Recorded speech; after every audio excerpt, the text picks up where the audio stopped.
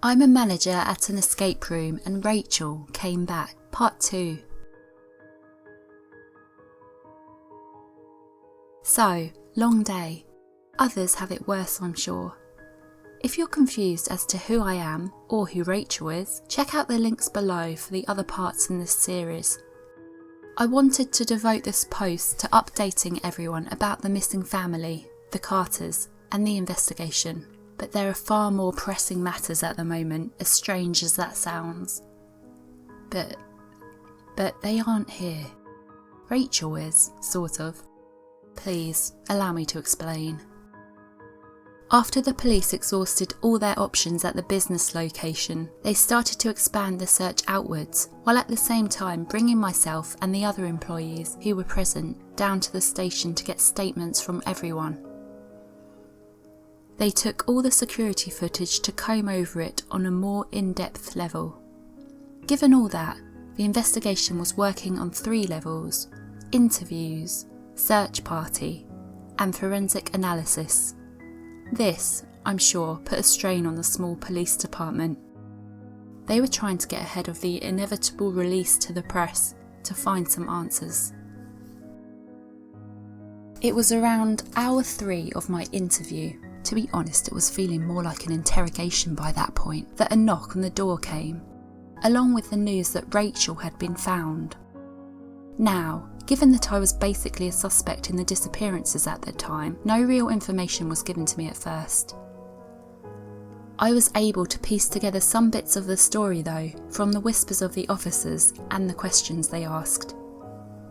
First, Rachel was found about 1.5 miles from the escape room. Second, there was something wrong with her, but she was alive. And third, she was covered in blood. I realise now that I never gave much info on her background, other than that she was an actor by trade and was hired for that reason.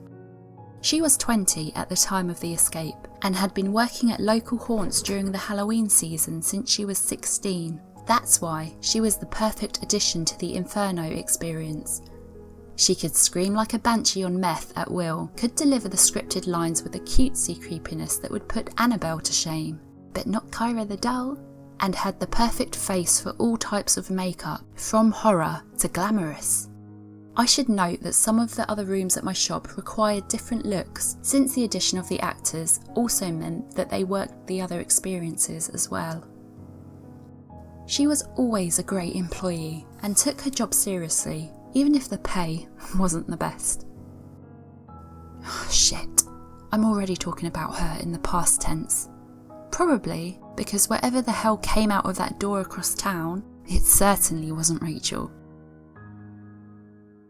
One good thing about a missing person showing up covered with blood, it immediately diverts all suspicions their way. After the news started to get around the station, my interview started to feel like just that, an interview again. Slowly, the officers began to reveal more details to me. Rachel was at the hospital, but appeared physically unharmed. Simple tests on the blood found that it was both human and type A+. DNA would be pending for who knows how long. She walked out of a men's bathroom door at a Starbucks downtown. Needless to say, the customers of that particular coffee shop called the police right away, and she was talking, if you could call it that. The same phrase over and over and over and over, though no one knew what language or the meaning behind it. They even let me out into the hallway when she arrived from the hospital to see her. She shuffled slowly along, looking down, muttering. She did look up once as she passed me, however, and her eyes. I don't know how to describe them. The best I can manage is this. I once watched a documentary about the survivors of World War II's concentration camps, and the horrors on the faces of the captives when they were freed were nothing compared to the look she gave me in that hall. As if she'd been to hell and back. Maybe she had. The words I, of course, recognised immediately. I didn't tell the police though. They would decipher it soon enough, I figured. That might have been a mistake looking back on it. They let me go home this morning. As I climbed the stairs to my apartment, all I could think about was falling into bed and sleeping forever. The human body is funny like that. Even in the face of unspeakable horror, it was still a machine that needed the basics of food, water, and rest. I skipped the shower I'd been planning on and crashed. Hard. I awoke late in the day, head fuzzy and full of dark dreams, something with screams and red earth, heavy footsteps and black thunderheads, and Rachel whispering under her breath, over and over and over. It took a few moments to realise that the whispers I was hearing were coming from my bedroom. Rachel sat in the corner, gently rocking back and forth, staring directly at me with those tortured eyes. In the crimson light of the dying sun, she looked like she was burning. Me, on the other hand, my blood ran ice cold.